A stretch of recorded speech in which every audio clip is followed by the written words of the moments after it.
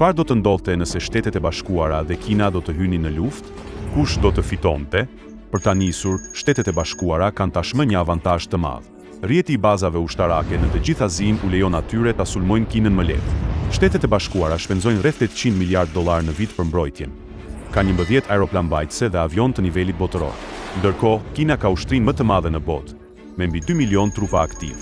Shtetet e Bashkuara, me rreth 4 milion personel aktiv, mund të kenë më pak ushtar, por ata janë shumë të trajnuar dhe të pajisur mirë.